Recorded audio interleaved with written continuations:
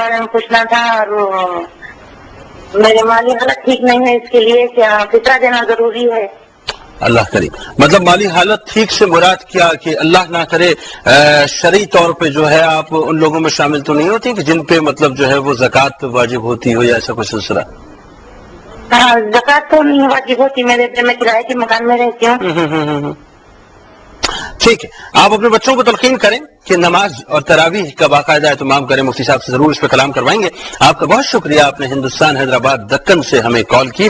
جناب محمد عیسیٰ صاحب، اس بات کو ہم کنٹینیو کریں گے جو آپ فرما رہے تھے، کیا فرما رہے تھے؟ میں بات کر رہا تھا کہ اللہ سبحانہ و تعالیٰ مین کائنڈ کو چیلنج دیتے ہیں۔ اگر جیسے آپ سورہ ہود 11 سورہ قرآن کی آیت نمبر 13 میں اللہ سبحانہ و تعالیٰ کہتے ہیں کہ قرآن پہلے چیلنج دیا دی، پھر کہہ رہے ہیں کہ چلیں ایسی 10 آیتیں ہی لے آئیں۔ اب قرآن میں 6666 آیتیں ہیں، ان میں سے آپ کو 10 کا چیلنج دے دیا۔ پھر یہاں بات ختم نہیں ہوتی، اللہ سبحانہ و تعالیٰ سورہ بقرہ کی آیت نمبر 23 اور 24 اگر آپ پڑھیں تو اللہ سبحانہ و تعالیٰ کہتے ہیں کہ اگر آپ شک میں ہیں جو ہم نے اپنے بندے نبی پاک صلی اللہ علیہ وآلہ وسلم پر نازل کیا، اگر تم شک میں ہو تو ایسی کوئی آیت کی مثل ہی لے آئیں۔ مثل لیا، کیا بات، قرآن کو چھوڑیں، 10 آیتوں کو چھوڑیں، ایک آیت کی مثل ہی لے آئیں، اور بات یہاں ختم نہیں ہوئی۔ اللہ سبحانہ و تعالیٰ کہتے ہیں سورہ حج قرآن کی 22 سورہ کی آیت نمبر 73 میں کہ اگر میرے علاوہ کوئی اللہ ہے، اب چیلنج دے رہا ہے سب کو، تو پھر ایک مکھی ہی بنا لو۔ مکھی ہی بنا، آیت تو بہت دور کی بات، ایک مکھی ہی بنا لو۔ اگر آپ مکھی کریٹ نہیں کر سکتے ہیں تو پھر مکھی جو کچرا لے کے اڑتی ہے پھر اس کو ہی واپس لے کے دکھا۔ اچھا ایک بات دیکھیں، اس میں محمد عیسیٰ صاحب بڑی خاص ہے، دیکھیں یہ تو درجہ بدرجہ جو ہے وہ باقاعدہ بتایا کہ تمہاری حیثیت کیا، تمہاری اہمیت کیا ہے، تم ہو کیا بیسیکلی، اور تم دعویٰ کیا کرتے ہو۔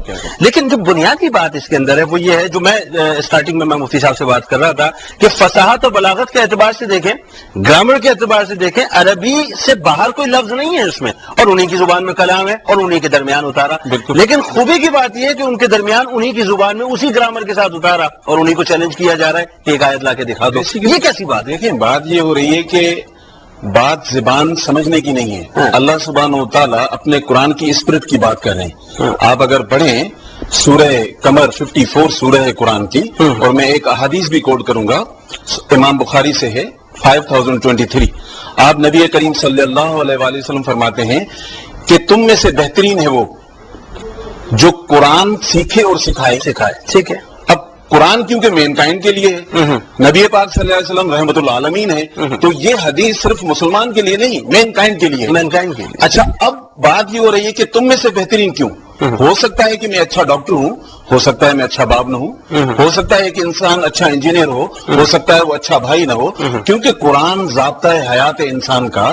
اسی لیے اللہ سبحانہ و تعالیٰ 33 سورہ کی آیت نمبر 21 میں کہتے ہیں کہ ایمان والو، تم لوگوں کے لیے بہترین اسوہ حسنہ ہے نبی کریم صلی اللہ علیہ وسلم کی ذات۔ تو بات صرف یہ ہو رہی ہے کہ چیلنج اس زمانے میں بھی وہ لوگ تھے، آپ نبی کریم صلی اللہ علیہ وسلم کے وقت بھی وہ لوگ تھے جو زبان سے اقرار کرتے تھے، ایمان نہیں لاتے۔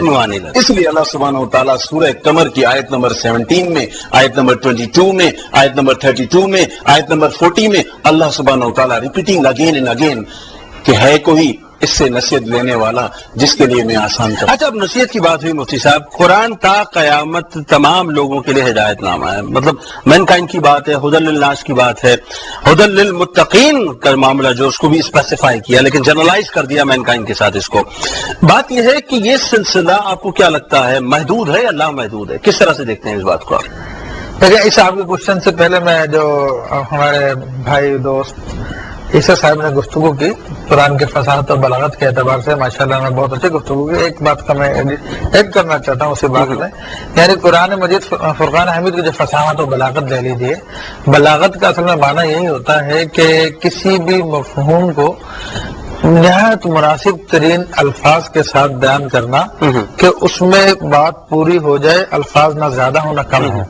اور قرآن مجید فرقان حمید کے فصاحت و بلاغت کا اقرار ولید بن مغیرہ نے یوں کہہ کر کیا، حالانکہ کفر ہی پہ مرا، مگر کہا کہ میرے محمد صلی اللہ علیہ وسلم سے کلام سنا ہے، وہ کلام اتنا عظیم ہے کہ اس میں پہاڑوں کی سی بلندی ہے، اس میں سمندروں کی سی روانی ہے، اس میں شہد کی سی مٹھاس ہے، اور وہ کلام کسی انسان کا نہیں ہے، اور یہ وہی کلام ہے، یعنی فصاحت و بلاغت، چونکہ عرب جانتے تھے۔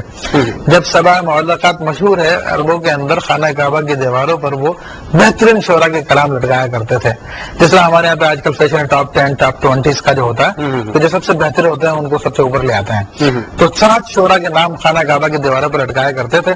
تو اب لوگوں کو شوق پتا تھا کہ دیکھیں کہ اس ہفتے کس کا کلام سب سے بہترین ہے۔ اچھا، اب ایک صحابی نے جو سورہ انا اعطیناک الکوثر نازل ہوئی وہ جا کے وہاں پہ لگا دی۔ کیا بات!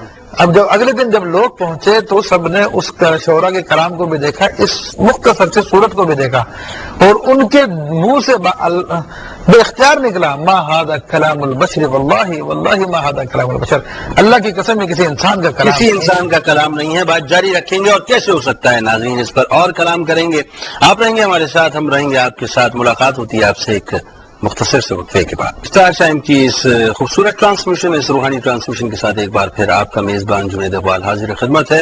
ہمارے ساتھ تشریف رکھتے ہیں ملک ممتاز ثنا خواہ محترم جناب عبدالحمید رانا سہروردی صاحب۔ انہی کی صحبت پہ ناظرین چھوڑتے ہیں کہ اس محفل کو مزید ایک اس انداز سے درماتے ہیں، اور یہ جو ہم آہستہ آہستہ افطار کی جانب بڑھ رہے ہیں، جہاں پر دعا کی قبولیت کا معاملہ آتا ہے، کس انداز سے یہ مزید سوچ پیدا کرتے ہیں اور دعا کی قبولیت کی طرف ہمیں لے کے جاتے ہیں۔